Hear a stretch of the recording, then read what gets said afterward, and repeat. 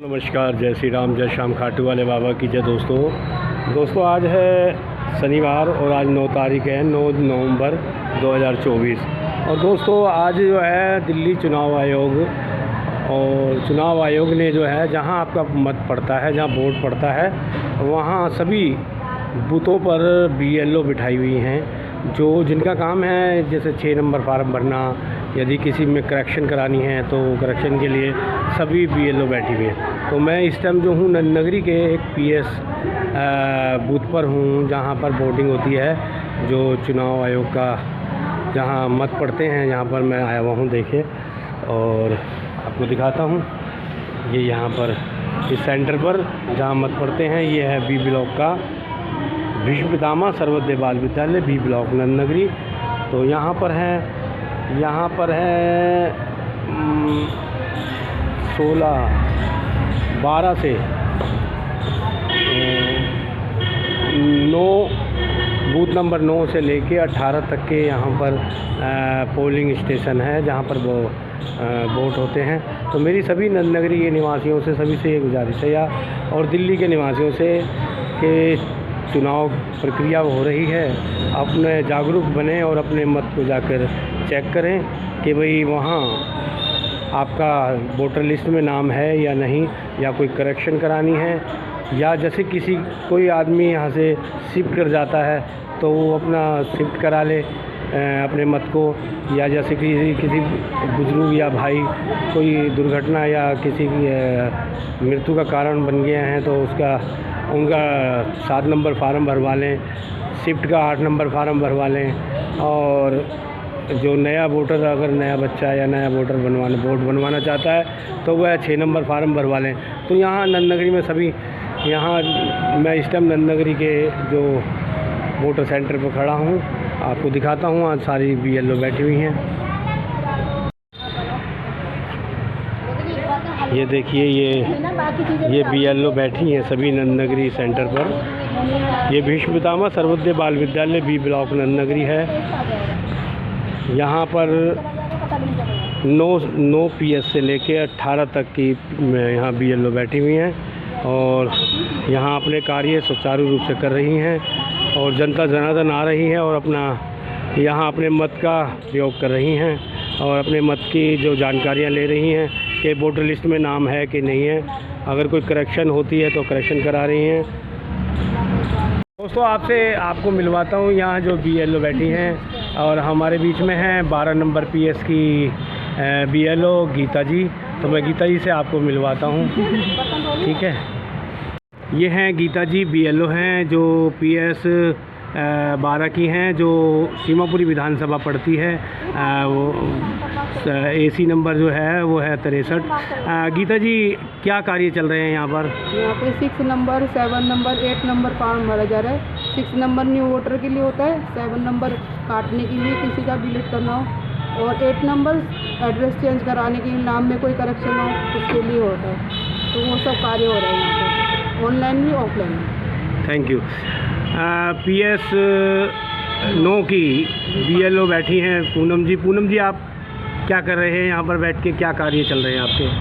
यहाँ पर हम अपने वोटर्स को बढ़ा रहे हैं एक तरह से, जिसके नए बने हुए हैं उनके वोटर्स बन रहे हैं, जिनका करेक्शन वर्क हो रहा है वो कर रहे हैं, या जिसको अपना जैसे मान लो किसी के मदर फादर या कोई डिलीट हो गए हैं, मतलब एक्सपायर हो गए, तो उनके फॉर्म को, उनके पहचान पत्र को डिलीट कर दें। ठीक है जी, धन्यवाद।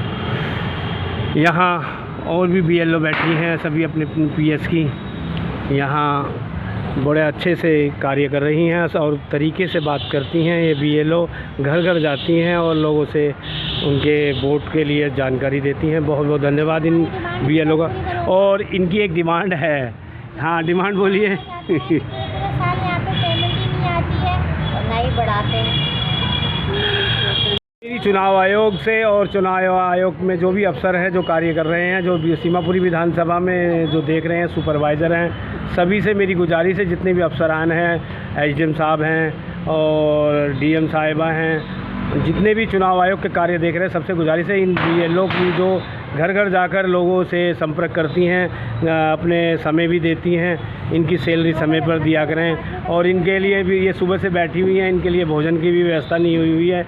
तो ये इनको भी देखा करें, क्योंकि ये अपने घरों से सुबह से बैठी हुई है 9 बजे से, शायद मेरे हिसाब से सुबह 10 बजे से बैठी हैं और अब 5 बजे तक ड्यूटी है। अभी तक इन लोगों का किसी का भी अभी तक कोई भोजन वगैरह की कोई व्यवस्था नहीं है, कोई जलपान की कोई व्यवस्था नहीं है। तो इस तरह की व्यवस्था भी करा करें ताकि ये भी और बढ़ चढ़ कर कार्य करें।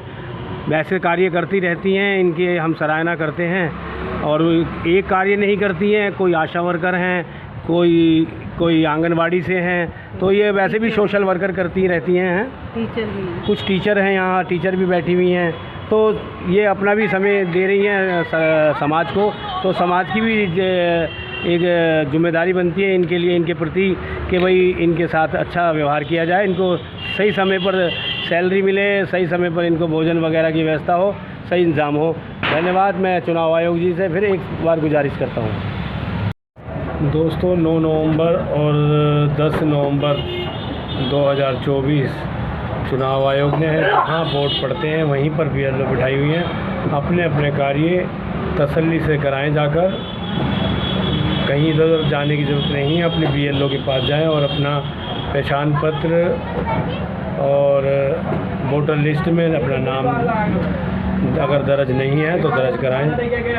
धन्यवाद। दोस्तों, अभी सभी ने देखा होगा न्यूज़ चैनलों पर कि कश्मीर के अंदर जो अलगवादी पार्टियां हैं, जो वहाँ आतंकवाद का समर्थन करती हैं, वो पार्टियां और नेशनल कॉन्फ्रेंस जिसकी वहाँ सरकार है, सभी का एक ही जवाब है कि वहाँ पर धारा 370 लगे और 35A। लेकिन भारत सरकार और भारत की पार्लियामेंट और भारत के राज्यसभा मेंबरों ने और भारत सरकार ने पास करके वो धारा 370 हटाई, 35A हटाई।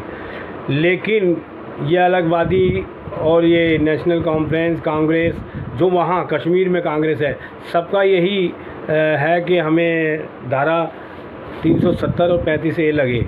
लेकिन मैं ये बता देना चाहता हूँ कि इनकी 7 पुस्तकें भी आ जाएंगी ना, जो दोबारा जन्म भी ले लेगी, तो धारा 370 अब ज़िंदगी में कभी नहीं लगेगी और 35A। लेकिन विपक्षी पार्टियां सभी ये जान लें कि भारत एक था, एक है, एक रहेगा। कश्मीर में 2 विधान, 2 संविधान नहीं चल सकते। संविधान भारत का एक ही है, एक ही रहेगा और कश्मीर भारत का ताज है और भारत में ही रहेगा। ये ख्वाब से निकाल दें कि वो कश्मीर अलग देश बन सकता है। देश बनेगा तो भारत का ही रहेगा और भारत में ही मिले रहेगा ये। और ये विपक्षी पार्टियां इस पर कुछ नहीं बोल रही, सब जो है खामोश बैठी हैं। अभी वहाँ पर जो वहाँ की सत्तारूढ़ पार्टी है वो मुस्कुरा रही है। वहाँ पर वो जो वहाँ के मुख्यमंत्री हैं वो बैठे हुए सदन में मुस्कुरा रहे हैं, वहाँ मार पिटाई हो रही है और भारतीय जनता पार्टी के जो विधायक हैं उनको उठा के बाहर फेंका जा रहा है। और जो विपक्ष के जिन्होंने वहाँ बैनर दिखाया 370 के पक्ष में, उनको भी बाहर फेंका जा रहा है। और वहाँ की सरकार के जो मुखिया हैं वो बैठे मुस्कुरा रहे हैं। तो ये बहुत गलत बात है कि इस तरह से भारत के जो भारत की छवि है वो ख़राब करने की कोशिश की जा रही है। और कभी आतंकवाद पर कभी नहीं बोलेंगे ये लोग, ये जितने भी कश्मीर के नेता हैं, कभी भारत के ऊपर कि भाई भारत में जो कश्मीर के अंदर जो आतंकवाद फैलाया जा रहा है, जो निर्दोष लोगों को मारा जा रहा है, उस पर कभी नहीं बोलेंगे ये लोग। इनके चुप्पी साध लेते हैं।